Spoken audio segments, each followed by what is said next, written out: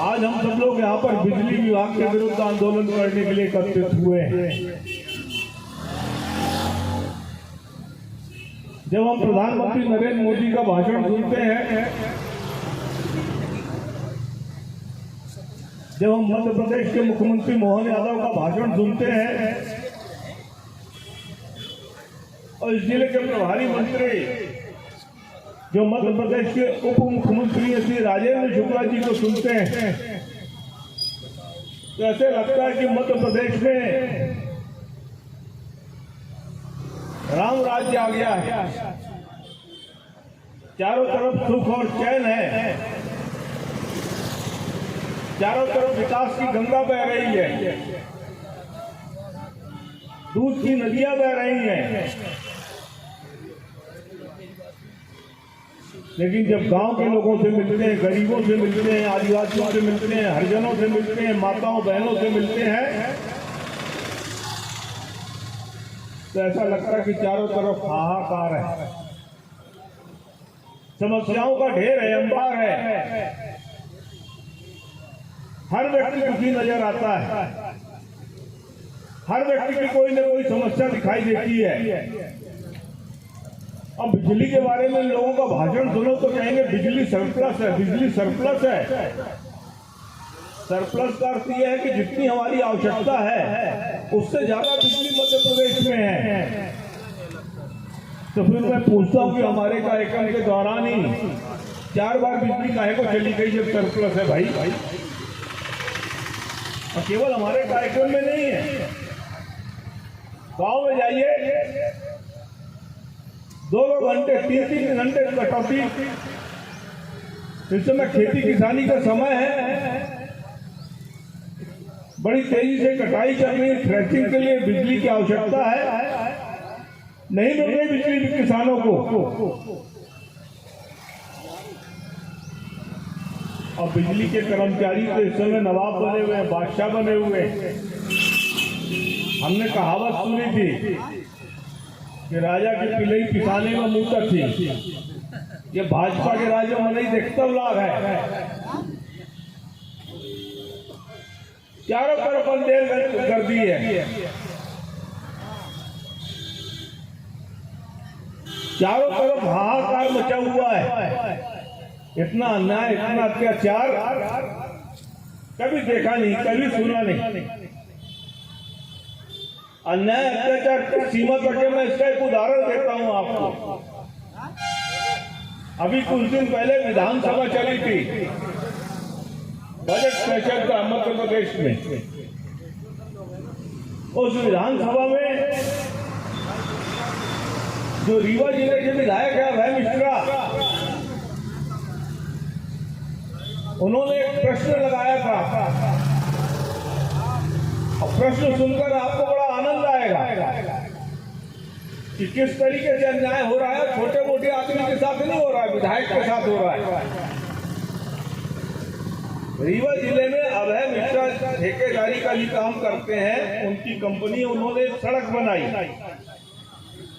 उस सड़क में एक्सीडेंट हो गया और एक्सीडेंट होने के पश्चात मुकदमा किस पे कायम हुआ? जिसने एक्सीडेंट किया उस पर नहीं कायम हुआ, जिसने सड़क बनाई है उस पर मुकदमा कायम हुआ है। कभी सुना है ऐसा युवा? ये सड़क बनी हुई है, इस सड़क में अगर ये मोटरसाइकिल कार का एक्सीडेंट हो जाए तो ना तो मोटरसाइकिल वाले के पे मुकदमा कायम होगा, ना कार वाले का मुकदमा कायम होगा।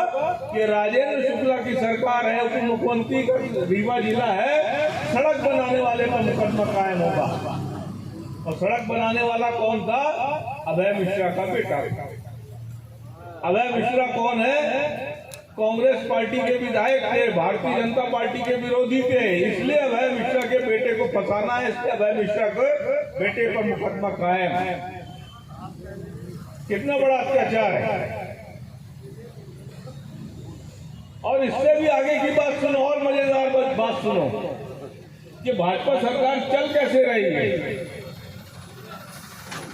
कि इस प्रश्न का उत्तर देने के लिए कि आखिर उसके बेटे पे इस तरीके से गलत मुकदमा क्यों कायम किया। कायम करने वाले जो अधिकारी हैं टीआई साहब हैं, उनके विरुद्ध सरकार ने क्या कदम उठाया, इसका जवाब देने के लिए भारतीय जनता पार्टी के जो गृह राज्य मंत्री हैं नरेंद्र शिवाजी पटेल,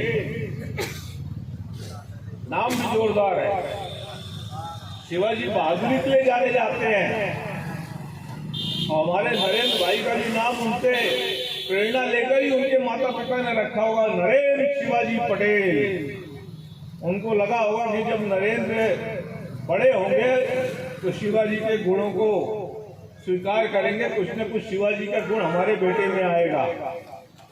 लेकिन जब नरेंद्र शिवाजी पटेल इस प्रश्न का उत्तर देने के लिए खड़े हुए तो वो रोने लगे।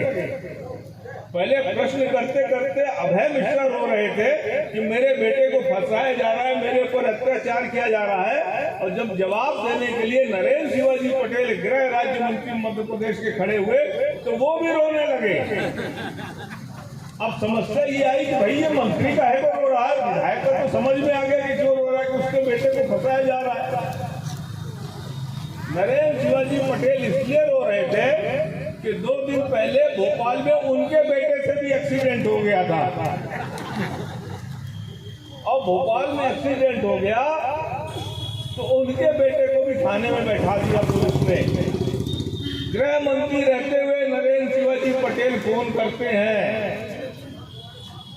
कि भाई अगर एक्सीडेंट हो गया है तो जो औपचारिकता है उसको पूर्ति कर लो, बेटे को छोड़ दो।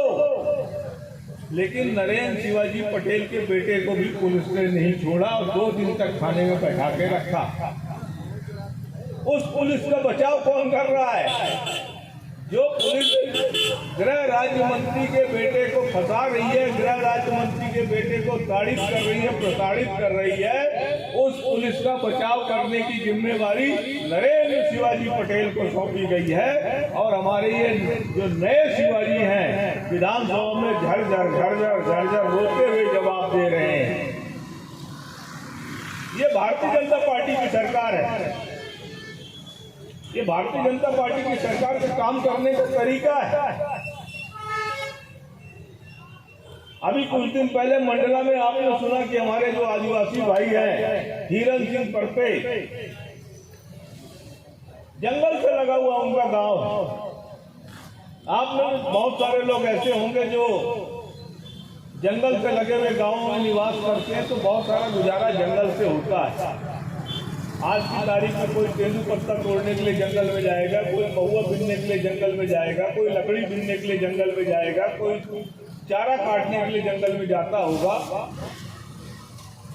हिरन सिंह परते भी गरीब बैगा जाति के गए, वो भी जंगल में गए, उनको गोली मार दिया। हिरन सिंह परते मर गए, और मर गए तो कहा कि नक्सली था।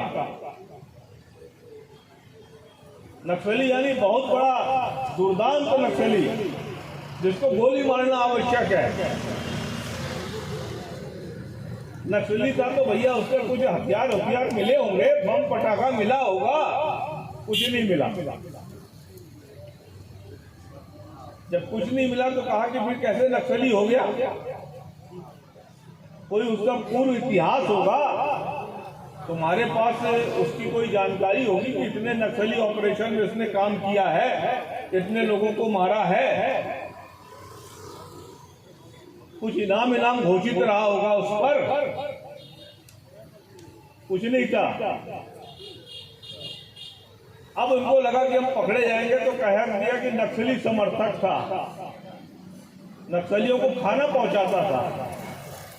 तो खाना पहुंचाता तो भाई कुछ वहां पर उसके साथ रहा होगा ना, खाना जब मारा है, कोई टिफिन रहा होगा, कोई कच्चा राशन रहा होगा, कुछ गेहूं होगा, चावल होगा, आटा होगा, कोई बरामद नहीं हुआ।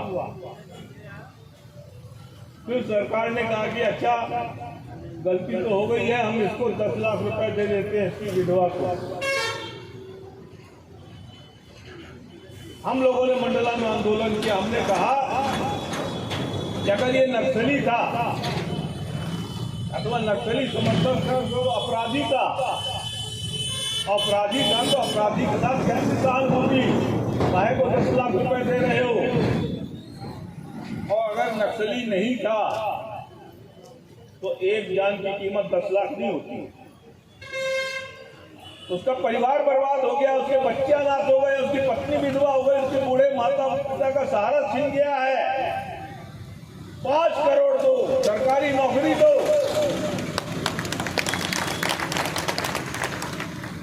तभी सरकार ने घुटने टेके, लेकिन अभी भी तालम पूरी कर रही। सरकार कह रही कि 1 करोड़ देंगे, सरकारी नौकरी देंगे तब जब ये जांच में सिद्ध हो जाएगा कि नक्सली नहीं था।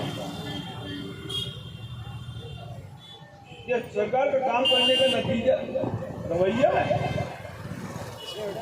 सरकार आदिवासियों को दबाना चाहती है, आदिवासियों को शोषित करना चाहती है। और जानते हो कि क्यों मारा गया, मारा उस आदिवासी को? मध्य प्रदेश सरकार ने हीरा सिंह परसे को क्यों गोली मार दिया? इसलिए मार दिया कि नक्सली उन्मूलन के नाम पर मध्य प्रदेश सरकार को, छत्तीसगढ़ सरकार को, आंध्र प्रदेश सरकार को, उड़ीसा सरकार को, झारखंड सरकार को केंद्र सरकार से पैसा मिलता है, बजट मिलता है। और थोड़ा बहुत नहीं मिलता, बहुत बजट मिलता है। और ये पैसा ऐसा है कि इसका खर्च करने का जो तरीका है वो गुप्त रहता है, किसी को बताया नहीं जाता। उदाहरण के लिए कि हमने मुखबिर बना रखे हैं जो हमको सूचना देंगे कि नक्सली कब आए, कहाँ आए, किसके यहाँ खाए पिए। तो मुखबिरों को हम भुगतान करते हैं।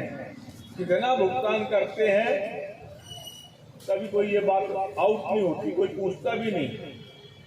1 लाख करते हैं, 50,000 रुपए करते हैं, 5,000 करते हैं, 10,000 करते हैं। इसी से आप अंदाजा लगा सकते हो उस पैसे में कितना भ्रष्टाचार होता है। केवल एक बिंदु बताया मैंने। और जब नक्सली नहीं रहेंगे तो नक्सलियों का पैसा नहीं आएगा, नक्सली समाप्त हो गए। तो ये देश को बताने के लिए कि मध्य प्रदेश में अभी भी नक्सली है, एक गरीब को मार दिया, एक गरीब की हत्या कर दी। इस हत्या के जिम्मेदार मंडला के एसपी हैं, इस हत्या के जिम्मेदार मंडला के आईजी हैं। और सबसे बड़ी बात, गृह मंत्रालय मध्य प्रदेश के मुख्यमंत्री मोहन यादव के पास है। तो इस हत्या के जिम्मेदार मोहन यादव है, मोहन यादव है। अपनी जिम्मेदारी से लोग बच नहीं सकते। अभी अपने पद के गरुड़ में होंगे कि मैं एसपी हूं, मैं आईजी हूं, मैं मुख्यमंत्री हूं। लेकिन ध्यान रखो, ईश्वर के यहाँ देर हो सकती है, अंधेर नहीं हो सकती है, अंधेर नहीं हो सकती है। उस गरीब के साथ गोंडवाना गठबंधन पार्टी है, गोंडवाना गठबंधन पार्टी के कार्यकर्ता हैं, गोंडवाना गठबंधन पार्टी का संगठन है। हम उस गरीब की लड़ाई लड़ रहे हैं। अगर कार्यपालिका के स्तर पर उस गरीब की सुनवाई नहीं हुई तो हम न्यायपालिका के दरवाजे खटखटाएंगे। और न्यायपालिका के आधार पर भी अगर उसको न्याय नहीं मिला तो हम अपने साथियों को संगठित करेंगे। और हमने कहा है कि हम सिविल लापरवाही आंदोलन चलाएंगे, सिविल लापरवाही आंदोलन चलाएंगे। जो पुलिस हमारी सुनवाई नहीं करेगी, जो पुलिस हमको न्याय नहीं देगी, जो न्यायालय हमको न्याय नहीं देगा, तो बहुत अच्छा न्यायालय है, बहुत अच्छे अधिकारी हैं, बहुत अच्छी सरकार है, बहुत अच्छे पुलिस है, हमारे किस काम की, हमारे किस काम की। और जो मऊगंज की घटना है वो भी इसी तरीके से घटना है। आज 42 कोल जाति के लोग जेल में बंद है, 42। ठीक है, ये घटना हो गई, कई बार आवेश में हो जाती है, मारने का इरादा नहीं था लेकिन हो गई मृत्यु। लेकिन उसके पीछे पूरे कोल समाज को आज लक्षित किया जा रहा है। 42 लोगों को बंद कर दिया गया है। दहशत का माहौल है मऊगंज में। जितने कोलान हैं, उन कोलान में रहने वाले जो भी बालिग लोग हैं, नौजवान लोग हैं, सब छोड़ चुके हैं अपना घर दुआर।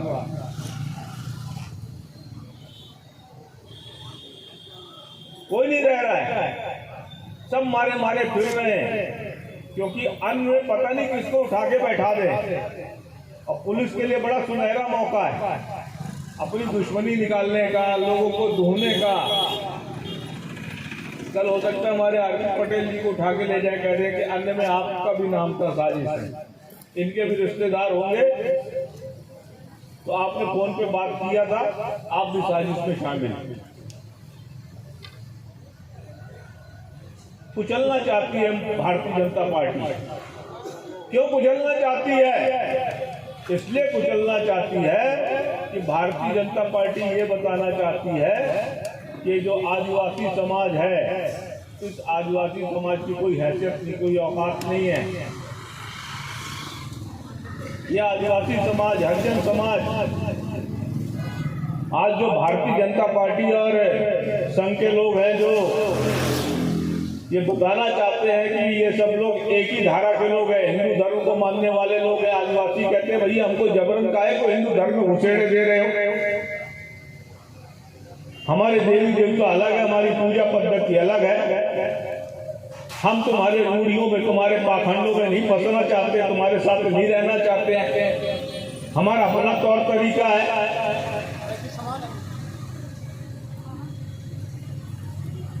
इन आदिवासियों को कहते हैं कि देशद्रोही है। मैं नहीं कह रहा हूं, ये देश के प्रधानमंत्री नरेंद्र मोदी कह रहे हैं। प्रधानमंत्री नरेंद्र मोदी के एजेंट है ये धीरेन्द्र शास्त्री। ये धीरेन्द्र शास्त्री कहता है कि दादा हीरा सिंह मरकाम जी जो गोंडवाना आंदोलन चलाते हैं, इस गोंडवाना आंदोलन के माध्यम से आदिवासियों को उल्टी पट्टी पढ़ाते हैं, इनको भारत से अलग करना चाहते हैं, इनको ये भारत के विरुद्ध साजिश करने के लिए पैसा विदेशों से आता है। शर्म करो, शर्म करो प्रधानमंत्री, शर्म करो।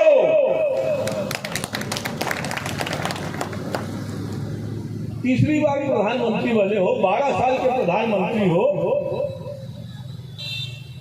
तुम्हारे पास क्या नहीं है? तुम्हारे पास फौज है, तुम्हारे पास आईबी है, तुम्हारे पास सीबीआई है, तुम्हारे पास ईडी है, तुम्हारे पास लोकल एलआईबी है, और इतना सब जांच एजेंसियां होने के बावजूद भी तुम कह रहे हो कि ये आदिवासियों को भड़काने के लिए दादा हीरा सिंह मरकाम के पास विदेशों से पैसा आता है। अगर तुम्हारे पास प्रमाण है, हम चुनौती देते हैं, अगर तुम्हारे पास प्रमाण है तो बंद करो ना, अजय प्रताप सिंह को बंद करो, श्याम सिंह मरकाम को बंद करो, तुलेश्वर सिंह को बंद करो, कमलेश टेकाम को बंद करो। कोई प्रमाण नहीं है, लेकिन एक देश के अंदर नैरेटिव सेट करना है। ये नैरेटिव सेट करना है कि आदिवासी जो है देश विरोधी है, भारत विरोधी है। इसलिए कल किसी हिरण सिंह पर्टे की हत्या की जाए तो उसके साथ इस हिंदुस्तान का कोई दूसरा समाज न खड़ा। कल कहीं अगर मऊगंज में कोलों के साथ अत्याचार किया जाए तो उन कोल भाइयों के साथ कोई दूसरा समाज न खड़ा हो।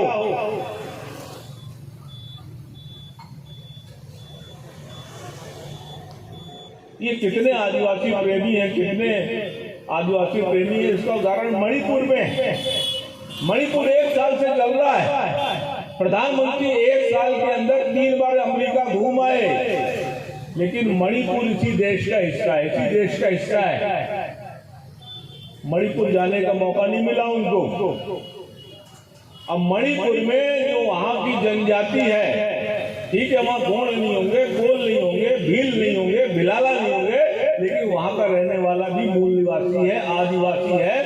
उन आदिवासियों की जो बहन और बेटियां हैं उनको नंगा करके सड़कों में परेड कराया, लेकिन प्रधानमंत्री के मुंह से एक शब्द नहीं निकला। प्रधानमंत्री के पास 1 मिनट का समय नहीं मिला कि मणिपुर चले जाएं और कम से कम उनके प्रति अपनी संवेदना तो व्यक्त करें।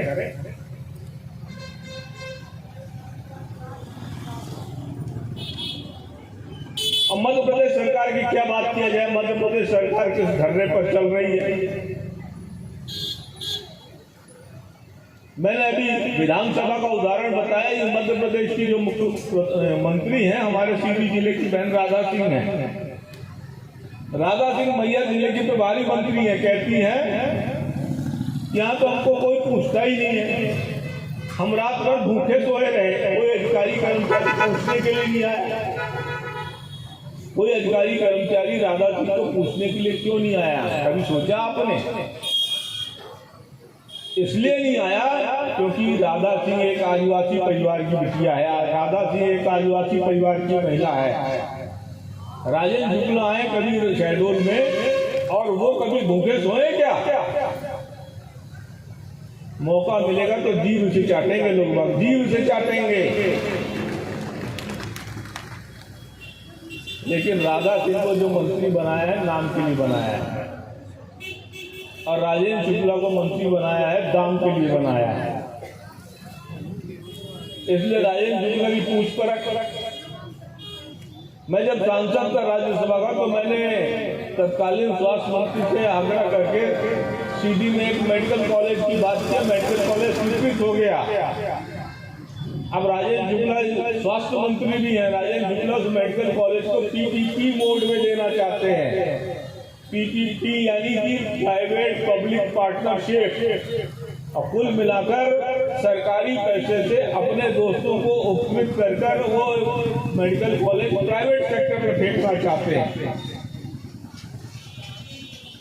उस मेडिकल कॉलेज को प्राइवेट सेक्टर में ना दिया जाए, उस मेडिकल कॉलेज का निर्माण सरकार करे, सरकार बनाएगी उस मेडिकल कॉलेज को, सरकारी माध्यम से बनेगा तो सरकार संचालित करेगी और उस मेडिकल कॉलेज में गरीबों का इलाज हो सकेगा, ठीक तरीके से इलाज हो सकेगा।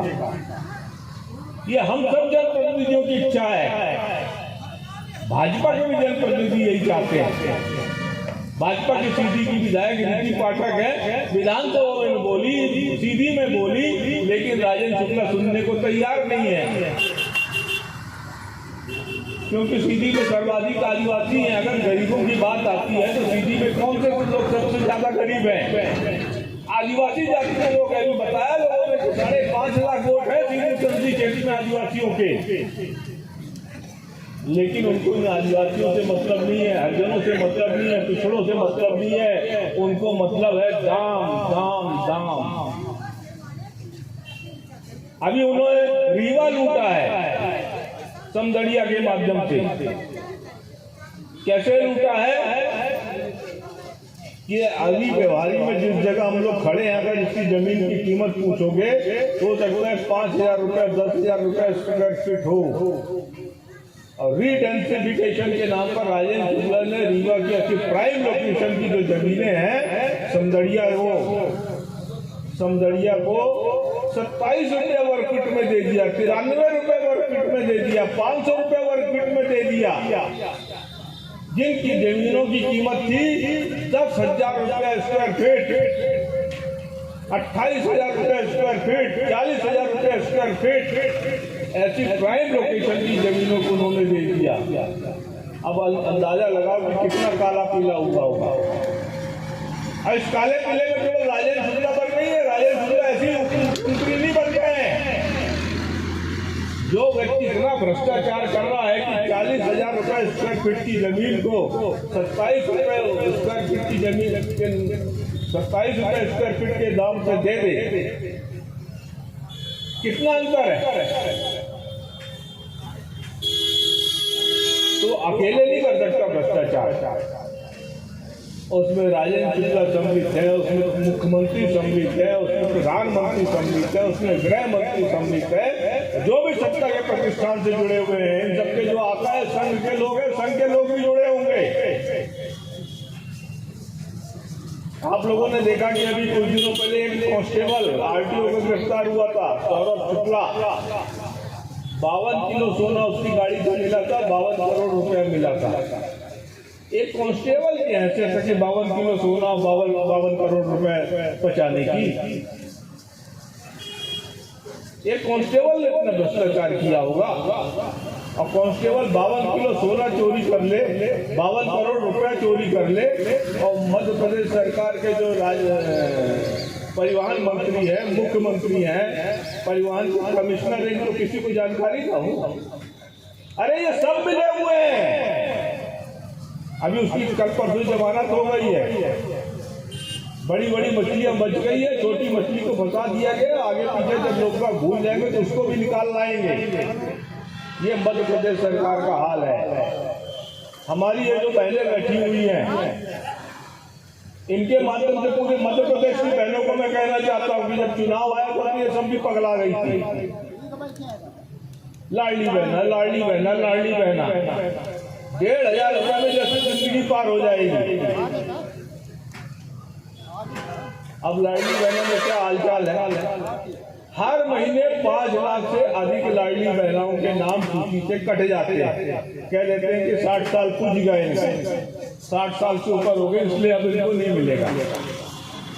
अरे जो सियानी महिलाएं उनको तो और पैसे की जरूरत है। जो लड़कवा महिलाएं वो तो कुछ काम धंधा भी कर सकती है, मेहनत मजदूरी कर सकती हैं, लेकिन जो बुजुर्ग महिलाएं वो नहीं कर सकती हैं। तो बुजुर्गों के नाम डिलीट होते जा रहे हैं। और इस बार तो बजट में इन्होंने गजब ही कर दिया। उन्होंने कहा कि अब लाडली बहनों को प्रधानमंत्री जो जीवन ज्योति योजना से जोड़ेंगे, प्रधानमंत्री जीवन योजना से जोड़ेंगे। अब लाडली बहनों का जो पैसा है उसकी किस्त में जमा करेंगे, यानी वो पैसा भी आपके हाथ में आने वाला नहीं है। केवल हिसाब देंगे कि ये पैसा जो है आपके बीमा करा दिया गया है। अब बीमा करा दिया गया है तो आपके अकाउंट को बीमा के खाते में जमा कर रहे हैं। बीमा का पैसा कब मिलता है? बताओ, बीमा का पैसा कब मिलता है? मरने के बाद। बपूरे जब चली गई स्वर्ग तब इनका पैसा आएगा, तब इनका पैसा आएगा।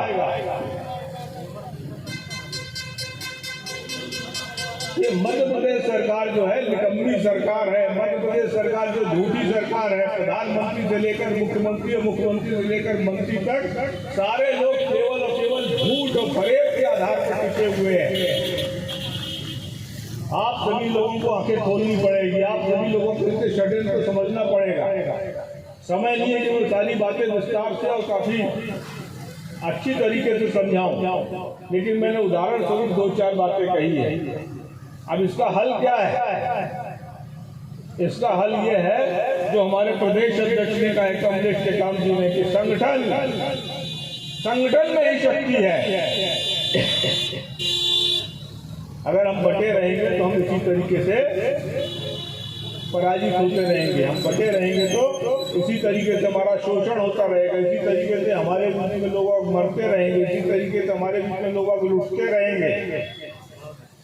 ये जो सवाई की घटना भी हमारे तेज प्रताप सिंह ने बताई है, जमीनों का जो घोटाला है, ये हमारे बटे रहने का ही कारण है।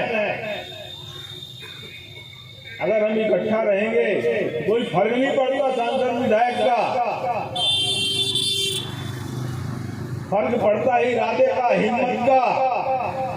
कोई भी बना रहे सांसद, कोई भी बना रहे विधायक, कोई भी बना रहे मंत्री, कोई भी बना रहे मुख्यमंत्री, अगर हम संगठित है, हमारे इरादे बुलंद है, अगर हम में हिम्मत है, अगर हम में जोश है, तो हम सरकार को हिला देंगे, व्यवस्था बदल देंगे।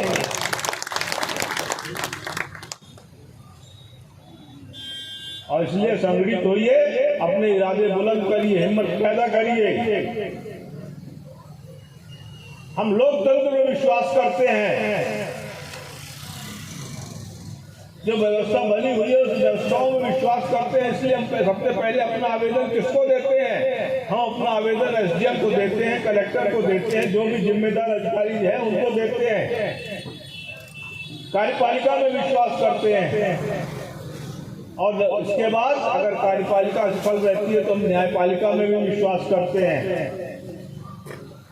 लेकिन जब कार्यपालिका भ्रष्ट हो जाए, कार्यपालिका ठप हो जाए, न्यायपालिका भ्रष्ट हो जाए, तो फिर क्या हमारे पास रास्ता है? हमारे पास कोई दूसरा रास्ता केवल ठोक तंत्र ही है। फिर हमको अपने बांस कोर्ट पर विश्वास करना पड़ेगा। अब बांस कोर्ट पे जब विश्वास करने की बात कहता हूं मैं, तो मेरा आशय ये है कि फिर आपको अपने सर पे ये जो पगड़ी है, पगड़ी की भावना से नहीं बांधनी है, कफन की भावना से बांधनी है, कफन की भावना से बांधनी है। फिर कुछ लोगों को मरने को तैयार रहना पड़ेगा, कुछ लोगों को जेल जाने के लिए तैयार रहना पड़ेगा, तो ही व्यवस्था सुधरेगी। ठीक है, कुछ हम में से शहीद होंगे, कुछ लोगों को जेल की यातना मिलेगी, लेकिन ध्यान रखो कि क्रांति कभी जो फूलों पे चलकर नहीं आई है, फूलों पे चलकर नहीं आई है कोई क्रांति।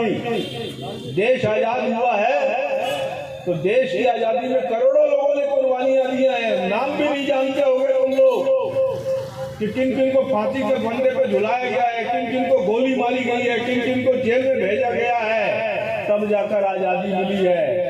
अगर अपनी आजादी के लिए, अपने स्वाभिमान के लिए, अपनी सुरक्षा के लिए अगर लड़ना है तो देश के अंदर दूसरी क्रांति पैदा करनी पड़ेगी। अपने अधिकारों के लिए लड़ना है तो जब लड़ना है तो अपने सर पे कफन बांधना पड़ेगा, अपने सर पे कफन बांधना पड़ेगा। जिस दिन तुमने कफन बांध लिया तो ये कार्यपालिका भी सुनेगी, न्यायपालिका भी सुनेगी और ये प्रधानमंत्री और मुख्यमंत्री भी थर-थर कांपेंगे, ये भी थर-थर कांपेंगे और आपकी बातों को तवज्जो देंगे। अब ये रास्ता आपको चुनना है, रास्ता आपको चुनना है कि मिमियाते हुए, चिरौरी विनती करते हुए इनके चक्कर काटते रहो कि शेर की भांति झपट्टा मार का अपने अधिकार को हासिल करो। अगर शेर की भांति झपट्टा मार का अपने अधिकार को लेना चाहते हो तो फिर आपको लड़ना पड़ेगा और जब लड़ोगे तो ही जीतोगे। इसीलिए दादा हीरा सिंह मरकाम ने हमको मंत्र दिया, लड़ेंगे और जीतेंगे। और उस मंत्र को मैं आप सभी को अपेक्षा रखता हूँ कि यहाँ पर दोहराइए। मैं कहूँगा लड़ेंगे, आपका जवाब आना चाहिए जीतेंगे। लड़ेंगे, हम लड़ेंगे, हम लड़ेंगे, हम लड़ेंगे।